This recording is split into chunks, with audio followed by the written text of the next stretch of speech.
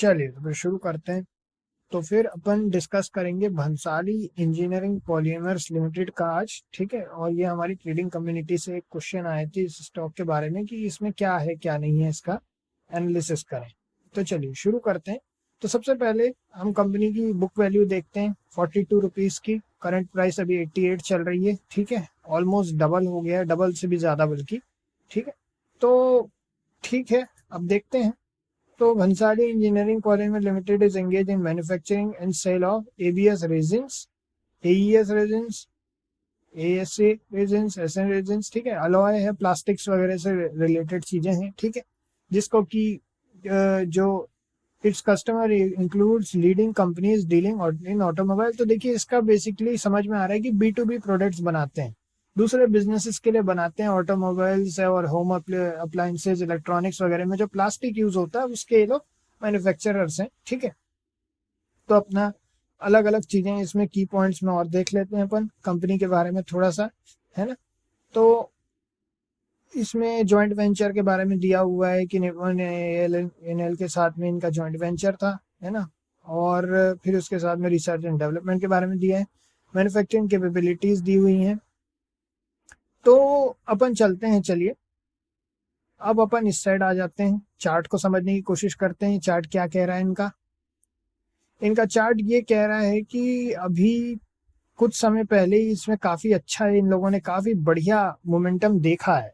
तो अब देखते हैं, अभी ये चार्ट उतना क्लियर नहीं रहता है। अभी अपन ट्रेडिंग व्यू के चार्ट पे चलेंगे। अब अपन प्रोज एंड कॉन्स को थोड़ा समझ लेते हैं। इनके ज्यादातर प्रोज एंड कॉन्स में एक है कि company has delivered poor sales growth of 5.72% over past 5 years, ठीक है।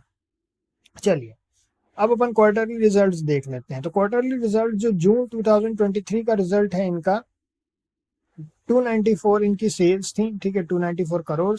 एक्सपेंसेस 238 करोड़, क्वार्टरली प्रॉफिट 57, ठीक है। ओपीएम परसेंटेज अपने को 19% है। अदर इनकम 13 करोड़ की है। डेप्रिसिएशन 2 है ना, 2 करोड़। इंटरेस्ट 0 और profit before tax 67, net profit 50। Net profit अच्छा है इनका काफी समय के बाद। आप देखिए यहाँ पे फिर 14, 33, 41, 48, है ना। तो 50 इस बार ठीक है इस क्वार्टर पे, मतलब in the sense somewhat in the mid range है।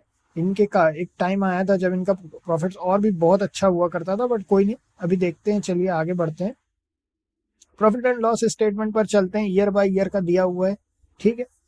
ईयर बाय ईयर में हमें समझ में आ रहा है कि सेल्स जो है मार्च 2023 में 1363 crore, expenses 1186 crore, operating profit 177 crore, 13% का ओपीएम।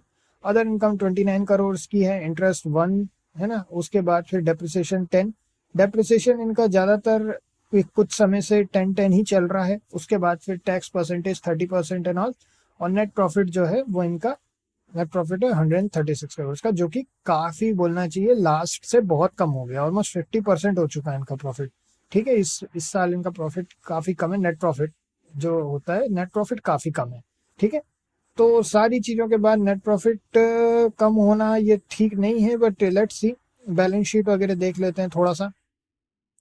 शेयर कैपिटल उतने का उतना ही है। रिजर्व जो हैं वो इनके 2023 में जो रिजर्व्स हैं वो बढ़े हैं इनके, अच्छी बात है, ठीक है।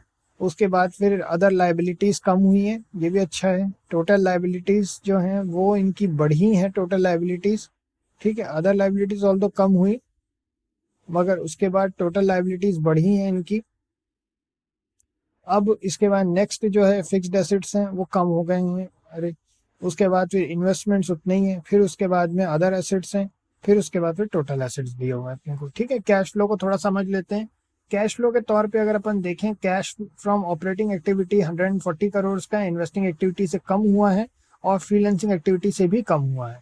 अगर लास्ट 2022 का देखें तो उसके बाद में इस बार इनका नेट कैश फ्लो पॉजिटिव में था 75 का, जो कि ठीक है। अब देखते हैं आगे क्या होता है क्या नहीं, बट ओवरऑल अब अपन प्रमोटर होल्डिंग को देख लें तो प्रमोटर होल्डिंग बढ़ी है इनकी मार्च 2023 के बाद 57.48%, पहले 56.71% थी, अब 57.48% हो गया।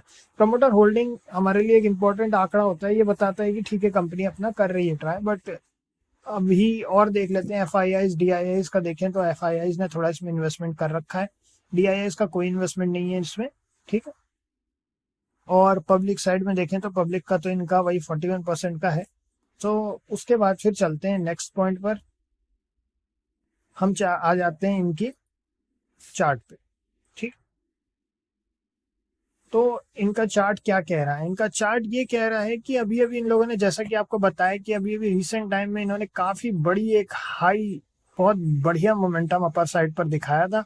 अगर अपन अपनी सुपर ट्रेंड स्ट्रेटेजी की बात करें, जो कि अपन ज्यादातर यूज करते हैं एंट्री पॉइंट के लिए, तो हम आपको सजेस्ट करेंगे कि थोड़ा सा वेट कीजिए, थोड़ा सा वेट कीजिए। अभी एकदम से एंट्री करने का कोई मतलब नहीं है इसमें, क्योंकि बात ऐसी है कि इस पर्टिकुलर स्टॉक में अभी मोमेंटम आने में कितना समय लगेगा कोई नहीं जानता, अभी ये कहाँ तक जा सकता है डाउन साइड पर।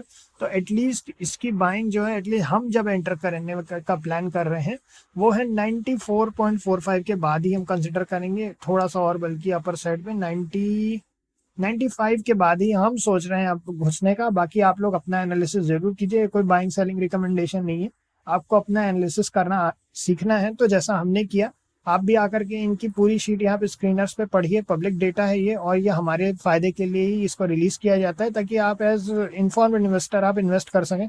इसमें पीडीएफ वगैरह सब मिल जाता है, और कोई भी क्वेश्चन होता है तो पूछिएगा कि कोई आंकड़ा अगर नहीं समझ में आता है कि क्या बताने की कोशिश कर रहे हैं उसमें। बाकी प्रोज एंड कॉन्स वाइज ठीक है, थोड़ा सा सेल्स ग्रोथ कम होना ये ठीक नहीं है, बट देखते हैं, है ना, उसकी कई वजह हो सकती है सेल्स कम होने की, बट ओवरऑल इतना ही है। अगर चार्ट वाइज, जैसा कि हमने बताया, चार्ट वाइज अगर अपन टेक्निकल एनालिसिस की बात करें, तो 95 के बाद ही इसमें कोई अपॉर्चुनिटी नजर आ रही है हमारे ओपिनियन में। बाकी ओनली टाइम विल टेल कि उतना भी अभी कब टच करता है, 95 भी है।